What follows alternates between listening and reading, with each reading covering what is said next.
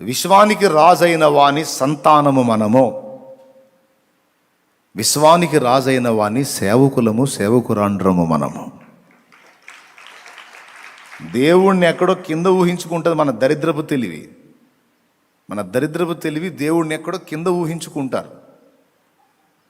దేవుణ్ణి కింద ఊహించకూడదండి.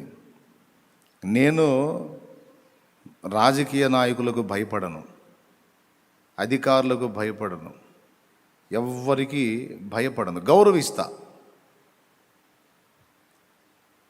భయం అనేది ఉండదు. ఒకవేళ ఎదురొచ్చారనుకో, రివర్స్లో వచ్చారనుకో, లెక్క చేసేది కూడా ఉండదు. ఆందోళన పడ్డది ఏం లేదు. ఎందుకని అంటే ఈ రాజులకు అందరికీ రారాజైన వాడు నా రాజు, అది నా బిర్రు. ఈ అధికారులు కావచ్చు, రాజులు కావచ్చు, మంత్రులు కావచ్చు, ముఖ్యమంత్రులు కావచ్చు, ప్రధానులు కావచ్చు, చక్రవర్తులు కావచ్చు కాక, వీళ్ళందరి నెత్తి మీద కూర్చున్నాడు నా రాజు, యేసురాజు. ఆయనను బట్టి నాకు ధైర్యం అన్నమాట. అది నా బిర్రు. ఏంట్రా వీడి బిర్రు అంటే అది. భయాందోళనలు ఏమి ఉండవు, రెస్పెక్ట్ ఇస్తాం వాళ్ళు గౌరవనీయులై ఉంటే. పిచ్చి చేష్టలు చేస్తే లెక్క చేయం ఎంతటి వాడైనా. ఎందుకంటే దేవుని సంబంధం. ఆయనకి మన విషయంలో అభ్యంతరం కలిగింది అనుకో, మన విషయమే నొచ్చుకున్నాడు అనుకో, ఏ అధికారిని బట్టైనా వాని అధికారం ఉండదు. ఇక ఈగలు తోలుకోవాలి ఎక్కడన్నా కూర్చొని. ముఖ్యమంత్రి అయినా, ప్రధానమంత్రి అయినా, ఇంకెవ్వడైనా సరే వాని ప్లేస్ ఉండదు ఇక ఏ సునామంలో.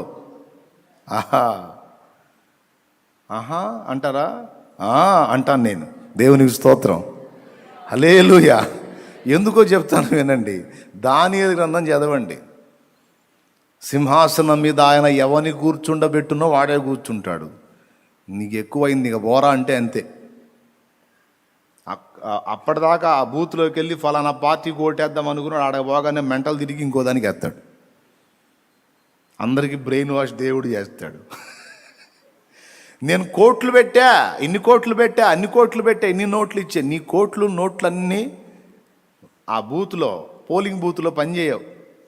ఆడ పోయిన తర్వాత దేవుడు ఎవనికి కృపనివ్వాలనుకున్నాడో వాడే గెలుస్తాడు. మనుషుల హృదయాలు తిప్పుతాడంతే. కాబట్టి సమస్తమునకు రాజైన వాడు దేవుడు, ఆయన బిడ్డలం మనం.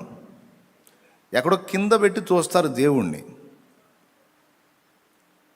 ఒక ఎమ్మెల్యేకి ఇచ్చిన గౌరవం, ఒక మంత్రికి ఇచ్చిన గౌరవం, ఒక ఎంపీకి ఇచ్చిన గౌరవం, ఒక ముఖ్యమంత్రికి ఇచ్చిన గౌరవం దేవునికి ఎవరు? వాళ్ళ అపాయింట్మెంట్ దొరికితే, వాళ్ళు రమ్మని కానీ అవకాశం ఇస్తే, రేపు రమ్మంటే ఈ రాత్రి పోయి కూర్చుంటారు. మామూలా సార్, ముఖ్యమంత్రి గారు సార్, ముఖ్యమంత్రి గారు మామూలా, రేపు రమ్మంటే ఇవాళ పోయి కూర్చుంటారు. మళ్ళీ లేట్ అయితే ప్రాబ్లం అయిద్దేమో. విశ్వానికి రాజైన వాడు వచ్చి నీకోసం ప్రార్థన గదిలో కూర్చుంటేనేమో పోదాంలే, చేద్దాంలే, తర్వాతలే, యాడికి పోతాడులే. అప్పుడు ఏం చేసినట్టు దేవుణ్ణి?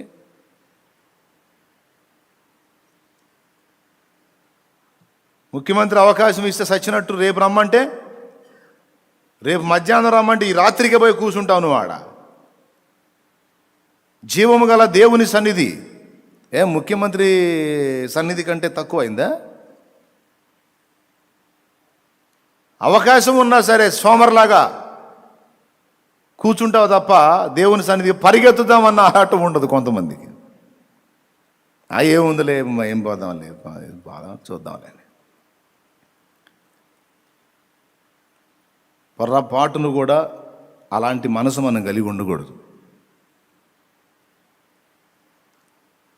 నేను అందరికంటే ఎక్కువగా, అన్నిటికంటే ముఖ్యంగా దేవుణ్ణే రాజుగా పెట్టుకొని ఆయన స్థానం, ఆయన గొప్పతనం, ఆయన ఘనత ఎప్పుడూ ధ్యానించుకోవాలనేది నా ఆశ. ఎక్కడో ఆకాశంలో ఆయన చూడాల.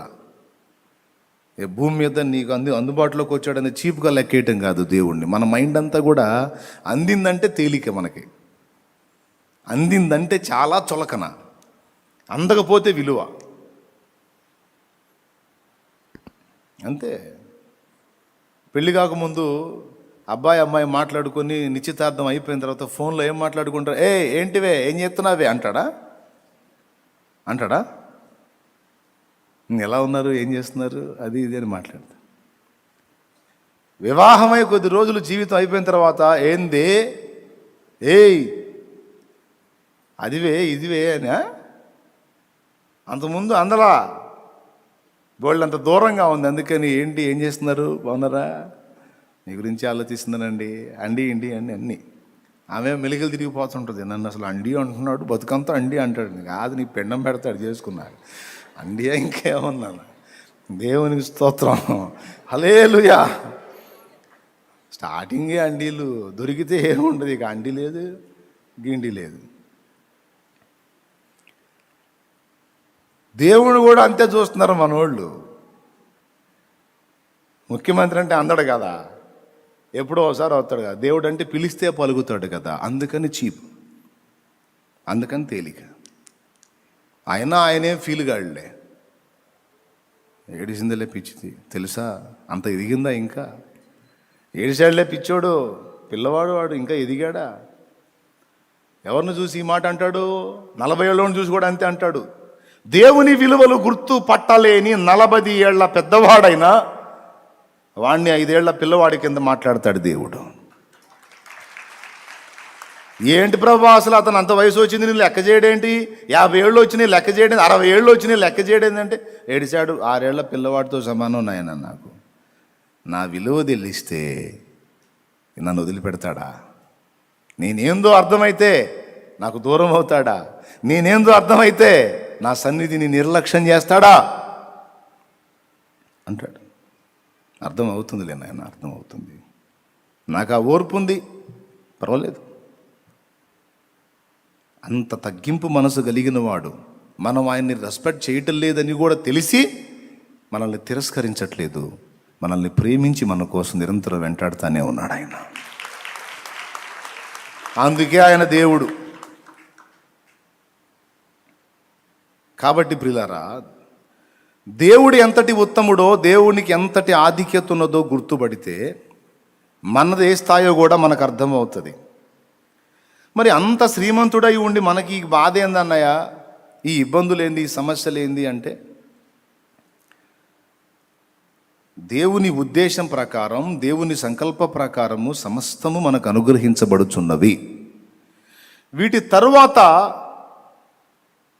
ఈ పరీక్షల తరువాత మనకు ఇవ్వబోతున్నటువంటి స్వాస్థ్యం, అది భూమి మీద కావచ్చు, నిత్యత్వంలో కూడా కావచ్చు, నువ్వు ఊహించలేనంత ఉత్తమమైనది. ఇది తిరుగులేని సంగతి. ఇప్పుడు చెప్పండి, ఇష్మాయేలును నీ సన్నిధిని బ్రతకనిమ్ము నాకంతే చాలంటే, ఇష్మాయేలును నీ సన్నిధిని బ్రతకనిమ్ము నాకంతే చాలంటే ఇస్సాకు వద్దనేగా. ఇస్సాకు అనేవాడు లేకపోతే అబ్రహాం అనేవాడు మనకు తెలుసా? తెలీదు. చూడు, నాకు ఇంతే చాలని అడ్డుపెట్టి ఎంత దిగజారిపోయే పరిస్థితిలోకి వెళ్ళిపోయాడు అబ్రహాం.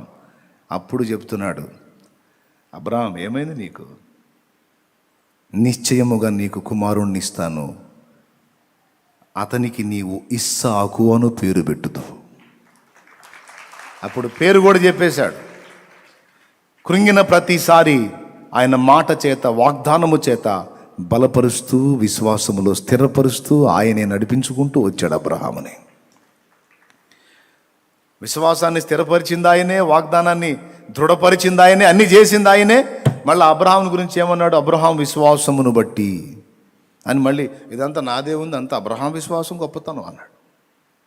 చేసిందంతా ఆయన, విశ్వాసాన్ని బలపరిచింది ఆయన, స్థిరపరిచింది ఆయన, నడిపించింది ఆయన, చేసేదంతా ఆయన. అదే ఉంది, అబ్రహాం విశ్వాసం గొప్పది. అంటే ఆ ఘనత అంతా అబ్రహాముకు రావాలని. అందుకే మనల్ని కూడా అదే అడగమన్నాడు హెబ్రీ పత్రికలో. విశ్వాసమునకు కర్త, దాన్ని కొనసాగించువాడునైన యేసు వైపు చూచుచు.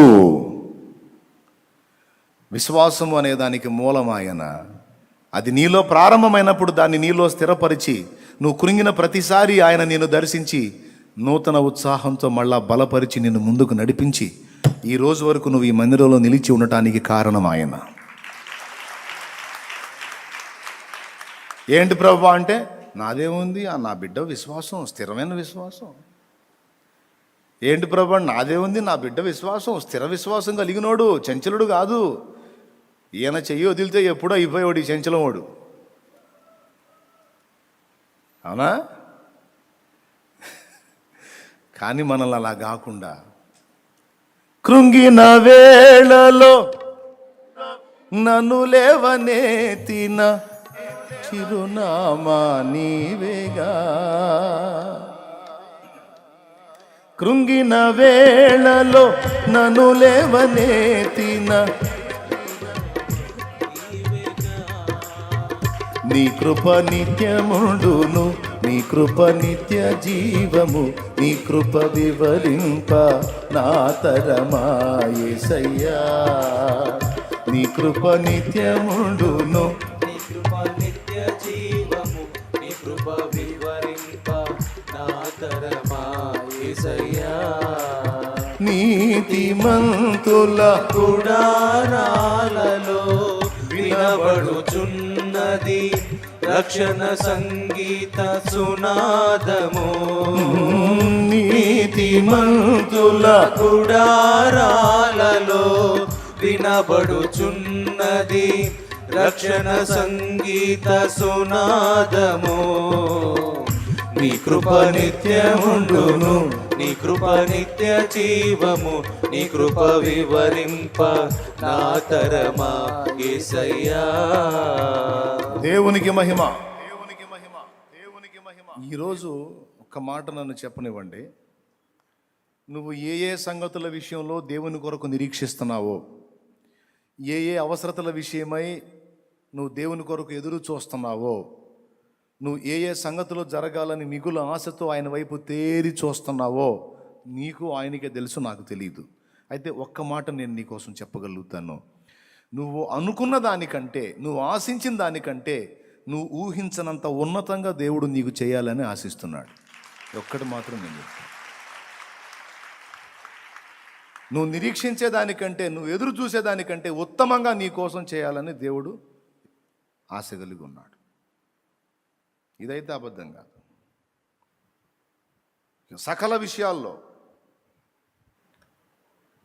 నువ్వు ఏ సమస్యను ఎదురెదుతున్నావో, ఏ బాధతో అల్లాడుతున్నావో, ఏది దేవుడు ఆలస్యం చేస్తున్నాడని గజిబిజైపోతున్నావో, దాని విషయంలో నీకు ఇది దేవుని సమాధానం. కానీ ఒక్కసారి దేవుని ముందు ఈ మాట అనటానికి ఇష్టపడండి. దేవా, నేను ఆశించింది నా ఇష్టము నా చిత్తము కాదు, నా కొరకు అసలు నువ్వేం ఆశ కలిగి ఉన్నావో అదే నెరవేరని. నా కొరకు నువ్వేం ఎదురు చూసావో, నన్ను నువ్వు ఏం చేయాలని ఆశించావో, నన్ను ఎంతగా కృప చూపాలనుకున్నావు అదే జరగని. నీ ఉద్దేశములకు అడ్డు రాకుండా నన్ను కట్టడి చేయి. అబ్రహాం తేడా పడ్డాడు. అందుకే దేవుడు దర్శించి, నా సన్నిధిలో నడుచుచు నిందారహితుడవై ఉండు. బాయ్, నిందారహితుడవై ఉండు అనే మాట ఎందుకు వాడాల్సి వచ్చింది? అబ్రహాం అంతకుముందు వాడలేదే. అంటే అప్పుడు నిందకు తగిన పని చేశాడు.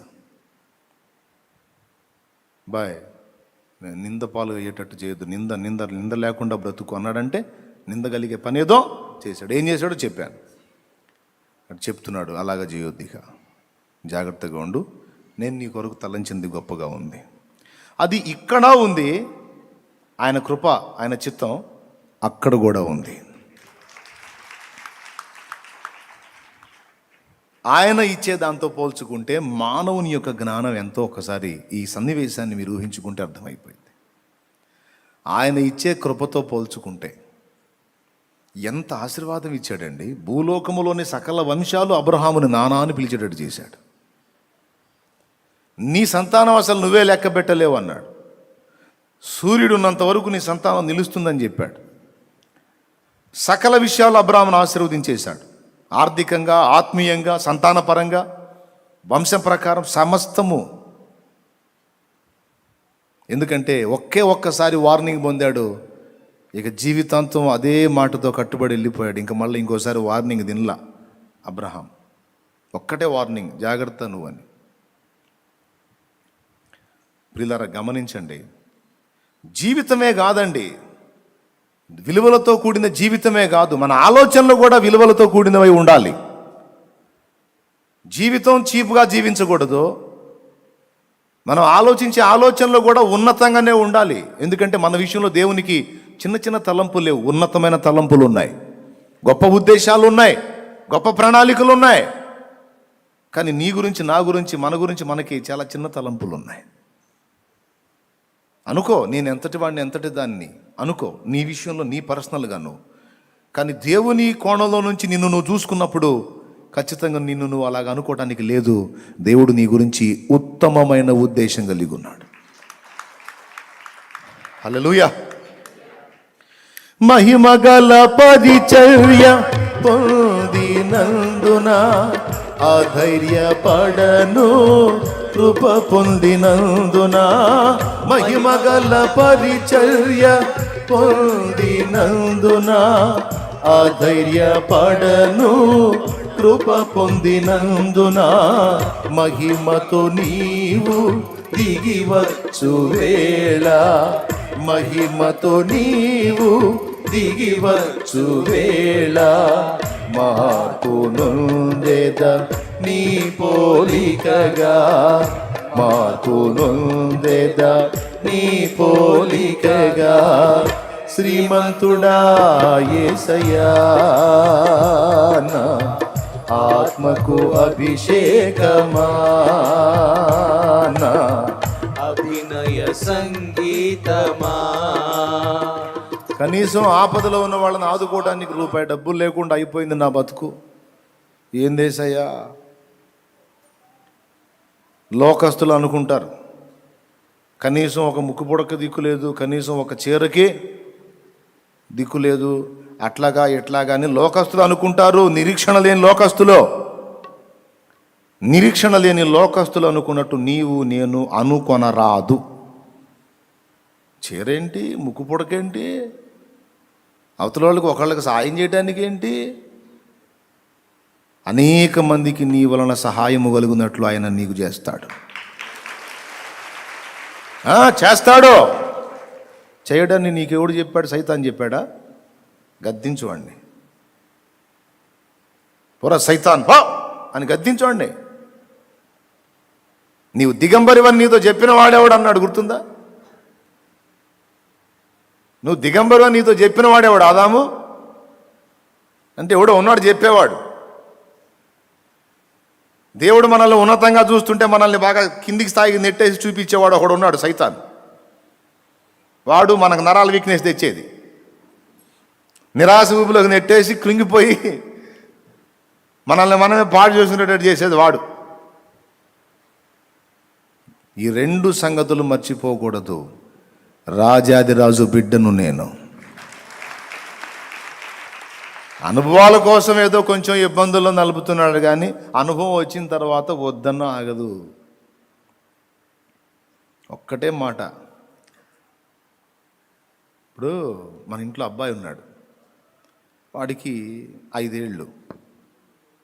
మన ఇంట్లో 1,00,000 రూపాయలు డబ్బులు ఉన్నాయి, వాడికి 10 రూపాయలు ఎక్కువ. 5 ఏళ్ళోడికి డాడీ నాకు పైసలు ఇవ్వవా అంటే తీసుకోనాయనా అని 1,00,000 ఇస్తామా? పోనీ 10,000 ఇస్తామా? పోనీ 100 రూపాయలు ఇస్తామా? 10 రూపాయలు. ఆ 10 ఇచ్చి మళ్ళీ వీడు ఏం కొనుక్కుంటున్నాడో చెక్ చేస్తాం మళ్ళా మనం. అవునా కదా? రైట్. వాడు 10 ఏళ్ళోడు అయ్యాడు. 10 ఏళ్ళోడు అయితే ఇంకొక 10 రూపాయలు పెంచుతాం, 20 రూపాయలు. పొద్దున 10, సాయంత్రం 10. అది 15 ఏళ్ళోడు అయ్యాడు, 50 అయ్యిద్ది. 17 ఏళ్ళోడు అయ్యాడు, 100 అయ్యిద్ది. అది 1,00,000 ఉందిగా, 1,00,000 ఉంది. 10 ఏళ్ళు పడేస్తే వాడే ఖర్చు పెట్టుకుంటాడుగా అంటే ఇవ్వడు. నువ్వు ఇస్తావా? ఒక తండ్రిగా నీ బిడ్డకు నువ్వు ఇస్తావా? నాకు చెప్పు. మరి దేవుడిని తెగదాడతారే. అయ్యా శ్రీమంతుడు అని పాట ఏమో తెగబాడించుకుంటున్నావు, అంత శ్రీమంతుడివి కుప్పల మీద కూర్చున్నాడు, మాకు అప్పులేంది ప్రభువా, మాకు ఈ బాధ లేదు నాయన. నిన్ను శ్రీమంతుడు అని పాడాలంటేనే బాధగా ఉంది ప్రభువా. బిల్డప్ ఏమో శ్రీమంతుడని, మమ్మల్ని ఏమో కుమారులు కుమార్తెలు అని పిలుపు, మళ్ళీ మాకేం అప్పులు. అంత శ్రీమంతుడు ఏమో ఒక్కసారి అట్లంటే అయిపోద్దిగా అనడు. పక్కన వాళ్ళు చెబుతారు పిల్లలకి, మీ నాన్న దగ్గర చాలా డబ్బు ఉంది కదరా, ఈ 20 రూపాయలు 50 రూపాయలు ఏందిరా, ఒక 1000 రూపాయలు అడగొచ్చుగా. ఏంది అడిగేది? అరే నీకు అవసరం ఉంది కదరా, ఒట్టిగా ఏం అడగట్లేదుగా, నువ్వు నీకు అవసరం ఉందిగా. ఎన్ని అవసరాలు ఉన్నా ఆయన ఈడు. ఆయన దగ్గర 100 రూపాయలు తీయాలంటే తల ప్రాణం తోక్కొస్తుంది, చెప్పలేక చావాలా. అట్లాంటిది 1000 అడిగితేనా నరాలన్నీ కష్టమైపోతుంది లేరా. ఎందుకని ఇవ్వడండి? పగబట్టి ఇవ్వడా? మీరు చెప్పండి, మీ పిల్లలకి మీరు ఇస్తారా? మీ కన్నబిడ్డలంటే మీకు ప్రేమ లేదా? ఒకసారి స్తోత్రం చెప్పండి, గట్టిగా చెప్పండి. మీ కన్నబిడ్డలంటే మీకు మమత లేదా, ప్రేమ లేదా, అనురాగం లేదా, మమకారం లేదా? 100 రూపాయల వాడికి 1000 రూపాయలు ఇస్తే ఏమైద్ది? ఏమైద్దా? అవ్వాల్సినంత అయిద్ది. నువ్వేనన్నా చెప్పు శాలేమని, వాడికి మాత్రం 100 కూడా ఇయ్యను నేను, 50. అరే నీ దగ్గర 5 లక్షలు ఉంది కదమ్మా, పాపం పోనీ ఒక 5000 పడాయి వాడికి, పొర్రపాటును కూడా ఇవ్వవు. నువ్వేమో నీ బిడ్డకి ఎడాపెడా డబ్బులు ఇవ్వవు, నువ్వేమో దేవుడి దగ్గరికి పోయి ఇవ్వు, ఇస్తానంటివే, అడుగుడి మీకు ఇవ్వబడినంటివే. ఏంటి ప్రభు అయ్యవు, నాకు అది కావాలి, నాకు ఇది కావాలి ప్రభు, ఎరగవా? అక్కర్లు తెలియదా, అప్పులు తెలియదా? ఎందుకు ఇవ్వవు? ఆయన చిద్విలాసంగా నవ్వుకొని మౌనంగా ఉంటాడు. ఇక నీ డైలాగులు మారిపోతూ ఉంటాయి, ఆయన ఆలస్యం చేసే కొద్దీ మారిపోతూ ఉంటాయి. దేవుడికి కూడా జాలి లేదు నా మీద, దేవుడికి కూడా దయలేదు నా మీద, ఏం పట్టించుకోడు. ఎందుకు? దాచిపెట్టిందంత ఎవరి కోసం? అది తెలుసు తండ్రికి, తల్లికి. బీరువాలో భద్రం చేసిందంత ఎవరి కోసం? ఎవరి కోసం? వాళ్ళ కోసమా? చివరికి వీడు పెరిగి పెద్దవాడై తండ్రి అంతటి అంతస్తుకు వచ్చినప్పుడు, దాని విలువను గుర్తుపట్టినప్పుడు, అప్పుడు ఇక 50 రూపాయలు, 10 రూపాయలు, 100 రూపాయలు, 1000 రూపాయలు కాదు, ఒకేసారి తాళపు చెవి తీసుకొచ్చి కొడుకు చేతికిచ్చి, జాగ్రత్తగా నువ్వే చూసుకోయా అంటాడు. హల్లెలూయా. నీ వారసత్వముకై నా జయము కోరింది నీవేనని, అత్యున్నతమైన సింహాసనమును నాకి చుటలో నీకు, నీ వారసత్వముకై నా జయము కోరింది నీవేనని, అత్యున్నతమైన సింహాసనమును నాకి చుటలో నీకు, అసాధ్యమైనది ఏమున్నది, అసాధ్యమైనది ఏమున్నది, అసాధ్యమైనది ఏమున్నది, అసాధ్యమైనది ఏమున్నది. యోదా స్తుతి గోత్రపు సింహమా, యేసయ్యా నా ఆత్మీయ ప్రగతిని స్వాధీనమా, నీవే కదా నా ఆరాధనా, నీవే కదా నా ఆరాధనా, ఆరాధనా స్తుతి ఆరాధనా, ఆరాధనా స్తుతి ఆరాధనా. Praise the Lord, hallelujah, praise the Lord, hallelujah. ఇవ్వలేదని ఫీల్ కావద్దు, ఆలస్యం అయిందని ఆవేదన పడొద్దు. నీకోసమే నీకోసమే. ఆయన దాచింది ఏదో నీకు భవిష్యత్తులో అర్థమైంది. అన్ని విషయాల్లో, ఆర్థిక విషయాలే కాదు, ఆత్మీయ విషయాల్లో కూడా ఈ మాట వర్తిస్తుంది. కాబట్టి వేదన పడుతున్న వారలారా ధైర్యం తెచ్చుకోండి. నిరీక్షణ లేని ఇతరుల్లాగా మాట్లాడకూడదు. మనకి నిరీక్షణ ఉంది. మన శారీరక జీవితంలో నిరీక్షణ ఉంది, ఆత్మ సంబంధమైన జీవితం, రెండు జీవితాల్లో మనకు నిరీక్షణ ఉంది. అది అన్ని జనులకు లేదు, మనకుంది. దరిద్రతలో ఉన్నామా, బాగుపడదు మన నిరీక్షణ మనకుంది. కొరత కొదువ కలిగి ఉన్నామా, అవి తీర్చబడునన్న నిరీక్షణ మనకుంది. ఆత్మీయతలో దిగజారి పడిపోతున్నామా, దేవుడు నిలబెడతాడన్న నిరీక్షణ మనకుంది. మన సొంత వారిని కోల్పోయామా, అయితే తిరిగి వారిని మరలా మనము చూచుదుమన్న నిరీక్షణ మనకుంది. హల్లెలూయా. ఇంక చెప్పు, ఏమేం చెబుతావో చెప్పు, నేను ఈ మాట వేస్తుంటాను. అప్పుల విషయంలో కృంగిపోతివా, తీరునన్న నిరీక్షణ మనకుంది. ఎవని బట్టి ఉంది? అది. కుటుంబ సమస్యల విషయంలో నీవు శోధింపబడుతున్నావా, అయితే పరిష్కారము దొరుకునన్న నిరీక్షణ మనకుంది. ఏమో ఎప్పుడుకుందో ఏమంటే ఆ మాట కూడా అనకూడదు, ఆ మాట కూడా అనకూడదు. నిరీక్షణ అంటే ఏంటి? ఆయన చేసేంతవరకు ఎదురు చూచుట, ఆయన కొరకు ఆశతో కనిపెట్టుకొనుట. ఎప్పుడు చేయాలో ఆయనకు తెలుసు, ఎలా చేయాలో ఆయనకు తెలుసు. నువ్వు చెప్పిన టైంలో కాదు, ఆయన చెప్పిన టైంలో అయితే 1కి 4 గంటల లాభంగా ఉంటుంది నీకు. కాబట్టి దేవుడు నీతో చెప్తున్న మాట ఒక్కటే, నా మీద ఆనుకొని నా యందు నిరీక్షణ నిలిపి విశ్వాసము గలదానవై విశ్వాసము గలవాడవై ధైర్యము తెచ్చుకొని ముందుకు సాగిపో అంటున్నాడు ఆయన. ధైర్యం తెచ్చుకొని ముందుకు సాగిపో. నిందపాలైతివా, అది ఘనతగా మారునన్న నిరీక్షణ మనకుందే. మార్చడా? చేత కదా? శాశ్వత ఘనతగా. అవమానాలన్నీ శాశ్వత ఘనతగా చేసేదనని నన్ను ధైర్యపరచితివే. జయమైతివి, విజయమైతివి, నా జయధ్వజమైతివి.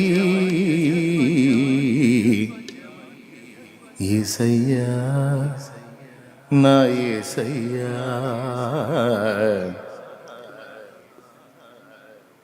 మనకి మీటింగ్ గ్రౌండ్స్ కావాలి, వచ్చునన్న నిరీక్షణ ఉన్నది. దేవునికి స్తోత్రం. మనకి చాలా అవసరతలు ఉన్నాయి, అవన్నీ తీరునన్న నిరీక్షణ మనకు. ఆడపిల్లలైనా పర్వాలా, మంచిగా వాళ్ళకి పెళ్లి చేసే నిరీక్షణ మనకు ఉన్నది. దేవునికి స్తోత్రం. మగపిల్లలైనా పర్వాలా, వాళ్ళకి బ్రతుకుదెరు మార్గం దేవుడు చూపించగలడన్న నిరీక్షణ మనకున్నది. చెప్పు, కోర్టు కేసు ఉంది, అయితే దాని నుంచి పరిష్కారం వచ్చుందన్న నిరీక్షణ మనకున్నది. ఎవరిని బట్టి? ఆయనకే మహిమ. న్యాయముగా ఆలోచిస్తాడు, సమయం ప్రకారం కార్యం చేస్తాడు. ఆయన నీకు మాట ఇచ్చాడు అంటే నువ్వు మర్చిపోయినా ఆయన మాట తప్పడు. ఖచ్చితంగా నెరవేర్చి చూపిస్తాడు ఆయన. ఇప్పుడు చెప్పండి, నీ సొంత వారిని కోల్పోతివా, మన సొంత వారిని మనం కోల్పోతిమా, వారి విషయంలో మనం దుఃఖపడుతున్నామా, ప్రలాపిస్తున్నామా, అంగలారుస్తున్నామా, ఏడుస్తున్నామా? అయితే వారి విషయంలో కూడా దేవుని వాగ్దానం ఉన్నది. నేనున్నా కదా, నీకు నమ్మకం లేదా, నిరీక్షణ లేదా? కొద్దిగా ఆగు. మా నాన్న పోయాడు, మా అమ్మ పోయింది, మా అన్న పోయాడు, మా అక్క పోయింది, మా తమ్ముడు పోయాడు, మా చెల్లి పోయింది. ఆగు ఆగు ఆగు. వారు వేరు ప్రాంతంలో ఉన్నారు. ఒక సమయం వస్తుంది, నా రాకడ ఒకవేళ నీ పోకడకు ముందే జరిగితే వారిని నేను వెంట పెట్టుకొని వస్తాను. లేదు, నా రాకడకు ముందే నిన్ను పిలిచే అవకాశం ఉంటే నిన్నే వారి దగ్గరికి చేరుస్తాను. ఒకసారి నిన్ను వారి యొద్దకు చేర్చిన తర్వాత, లేదా ఒకసారి నేను వారిని తెచ్చి నీకు కలిపిన తర్వాత మీరిక ఎన్నటికీ విడిపోరు.